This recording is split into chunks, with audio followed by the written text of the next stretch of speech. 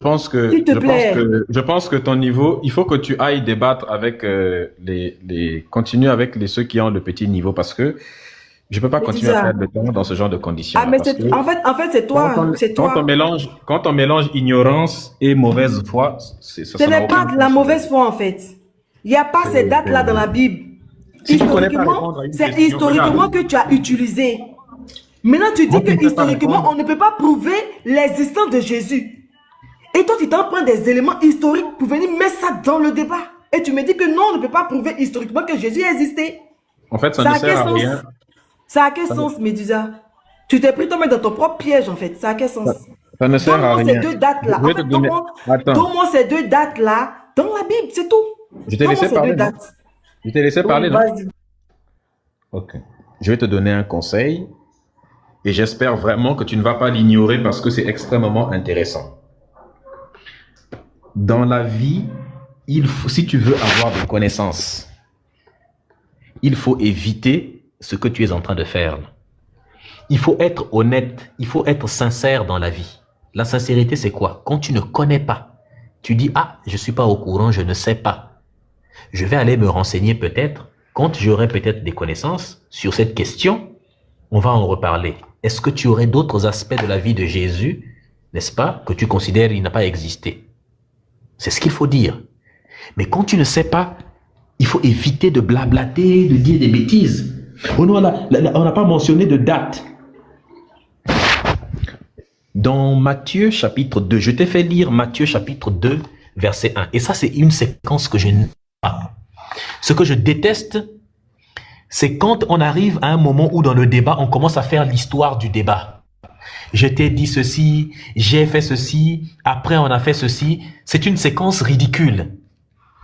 Et c'est toi, voilà pourquoi je ne voulais pas que tu ailles dans, parce que ça sert à rien. Ça devient, à ce moment-là, on n'est plus dans le débat, on est dans le Congo-ça du débat. Donc là, je vais encore répéter les choses pourtant qu'on a déjà dit et ça saoule les gens. Je t'ai cité Matthieu chapitre 2, verset 1. Depuis le début, le seul qui évoque la Bible ici, c'est moi, comme si c'était moi le vrai chrétien. Tu ne connais même pas ta propre Bible. Matthieu chapitre 2, verset 1. Jésus est né au temps du roi Hérode. Je t'ai donné les dates. Hérode est né de 73, tu tapes Hérode le Grand. Il est né en 73 avant Jésus-Christ et il est mort en l'an 4 avant Jésus-Christ. Si Jésus est né au temps du roi Hérode, il ne peut être né que entre moins 73 et moins 4, c'est-à-dire avant lui-même. Or, dans Luc chapitre 2, donc ça on appelle ça un contexte temporel. On t'a donné le temps, c'est une date. Pour donner la date, on n'a pas besoin d'écrire 27 janvier 1900, je sais pas, 99. On n'a pas besoin d'écrire ça. Si je dis que la personne est née au temps où Sarkozy était président, même si je n'ai pas donné une date précise, j'ai donné ce qu'on appelle une époque. Une époque. Et ce que je n'arrive pas à comprendre, c'est qu'à ton âge, que tu n'arrives pas à comprendre un argument aussi simple. On donne une époque. Une époque, même si elle est grande, elle comporte plusieurs années, au moins on sait que c'est à cette époque-là que la personne est née.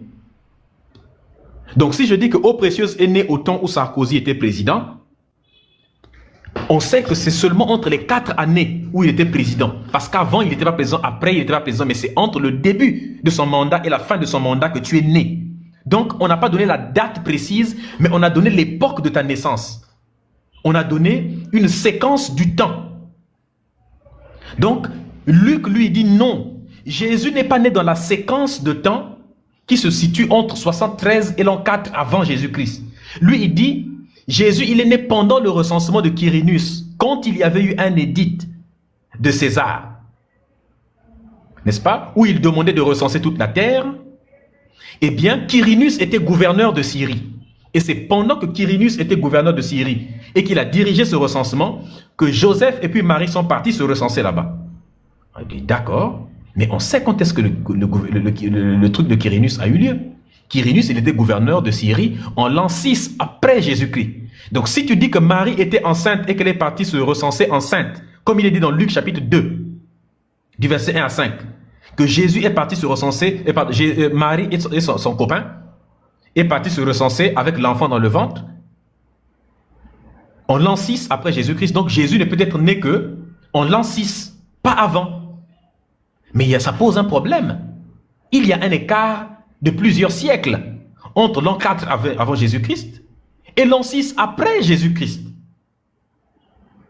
Parce qu'après l'an 4, n'est-ce pas, il y a l'an 3, l'an 2, l'an 1, n'est-ce pas, d'avant. Il y a encore l'an 1 après. Puis, il y a l'an 2, l'an 3, l'an 4, l'an 5, l'an 6.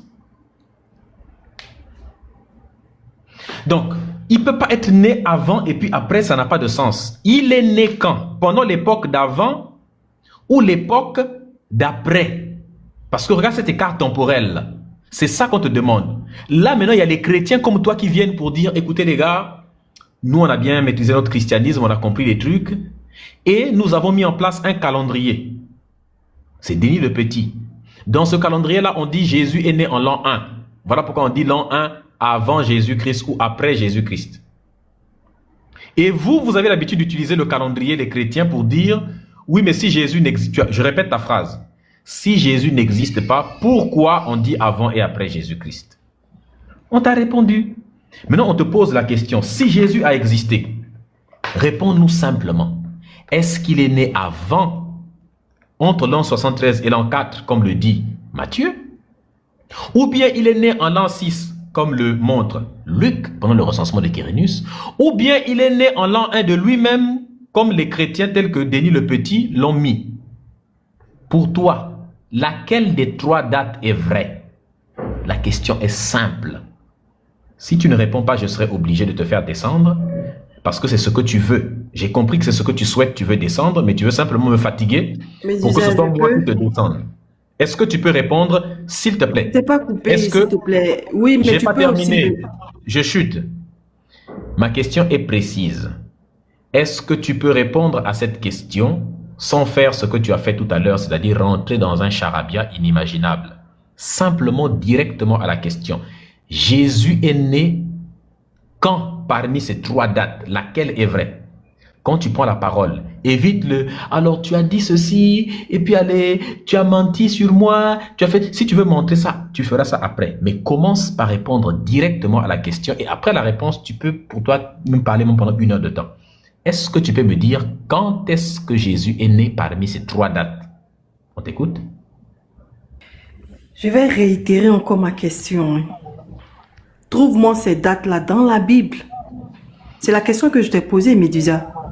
Bonne soirée, précieuse.